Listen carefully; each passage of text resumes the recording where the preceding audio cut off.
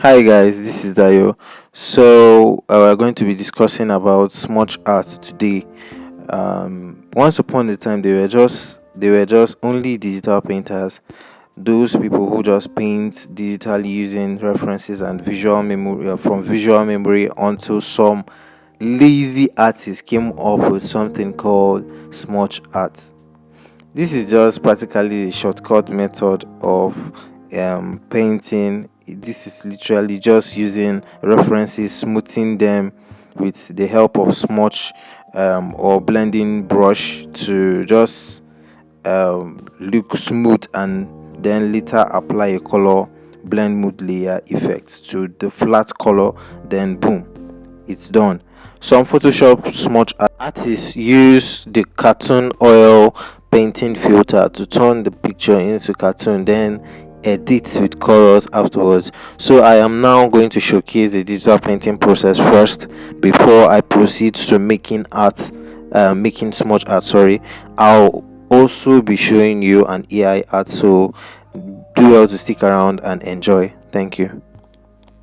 As we all know, digital painting is just like a style of painting in which you just lay down your sketch, then you lay down the flat color and just apply random colors on it and just render it to your own personal satisfaction. You can render it to be a semi-realistic, you can render it to be a realistic, and you can pretty much do a hyper realistic if you want. So with all said and done, let's dive into smudge art. So since I've already done a sketch for the smudge, for the art, I'm just going to be using the same reference. So after doing that, just carry your reference and place it under your sketch as usual.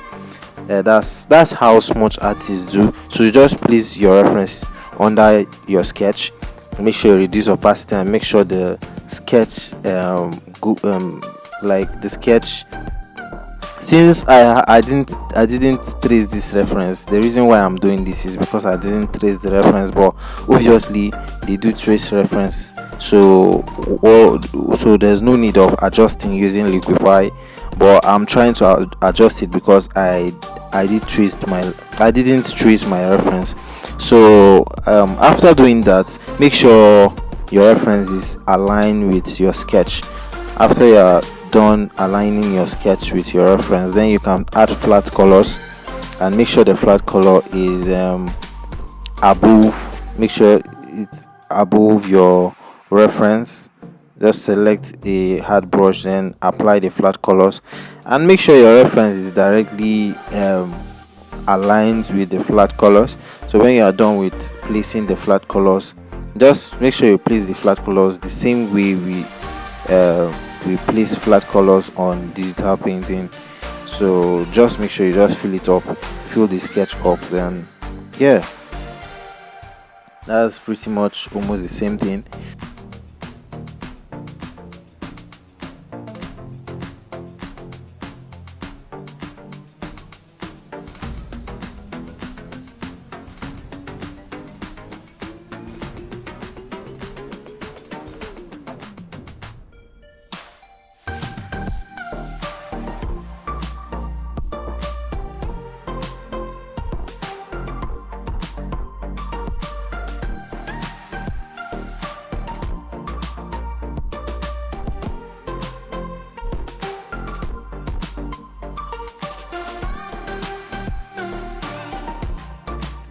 So after you're done applying the flat colors, all you need to do is just to remove the white background of the reference. You can remove the white background of the reference, then yeah, just make sure you just remove the subject from the background, and then make sure your reference is still under your flat colors. So this is just pretty much what I'm doing right now. So I've just removed the background from the reference and pasted the subject alone under the flat color. So as you can see, this is only the subject under the flat colors and the sketch. So the next thing you're gonna be doing is you're gonna be still maintaining the same layer of the reference, and just go to your paint, your smudge brush or blending brush, anyone you prefer. As I presently I am presently using um I'm using Procreate right now, so I'm using just the blending brush for the blending. But if you're using Photoshop, you can still use you can use the mixer brush or any brush that you think it's suitable for you to blend. So you can just use it to blend. Just start smudging the skin. Just smudge the skin on the reference. If you're using Autodesk Sketchbook, you can use the you can use the brush for the smudge bristle brush for the smudging. You can also use blending brush, but it's advisable for you to use the bristle brush and the smudge brush, any of the smudge brushes for your smudging. So yeah, this is pretty much all about the smudging. You can just be dragging the skin, just blend the skin and make sure the texture is no more on the skin. Just make sure you drag the skin and blend it. Make sure the skin is giving you a kind of painterly effect. Like make sure it's giving you a um painting effect. So just drag the skin and make sure you blend it well, mix up the colors, and don't mix up the highlights and the shadows. Just make sure you blend it along the same highlights and shadows. Just blend the shadows and blend the highlights, blend the mid-tone. Just make sure you don't mix them up so that you can still maintain the facial resemblance of the reference. So yeah, just not to mix up the proportions of the and the form of the face, sorry. So if you mix up the highlights and the shadows all together, it's going to destroy the form of the face. It's going to destroy the resemblance as well. So it's advisable for you to blend well accordingly. So this is all about smudging. This is all about smudge art. So after you're done blending, after you're done smudging, sorry, you can still use your blending brush for it. You can still use your smudge. So that's why I'm just using both blending and smudging, because it's the same thing. So you're just pretty much mixing of colors. So guys, after you're done mixing up the skin colors, mixing up the skin tones and smudging everything on the face and the clothes, you can just go ahead to change the blending mode of your flat colors to color. Just select color as your blend mode, then yeah, boom, you are done with your smudge art. So this is all about smudge art. This is how they do it. And but they do add multiple layers for the flat colors, just to get variation of skin tones and to balance the skin tone. But as for this particular tutorial, we are using a dark skin color, so there's no need of having multiple layers for blending modes. So yeah, there's no need of having multiple layers for blending mode. So we are just going to be sticking around with the color layer for now. So yeah, I don't think it's necessary to add any highlights, but they do add highlights to their smudge. So yeah, it depends on what you want. Some also add duplicate the reference layer and add some blend mode. That's if it's a fair skin color, but for our reference is the dark skin color. So if you add any blend mode aside from color blend mode, is going to complicate the skin tone and make it look somehow weird. So it's advisable for you to just leave it at just color. Just make sure you just apply just a color blend mode alone.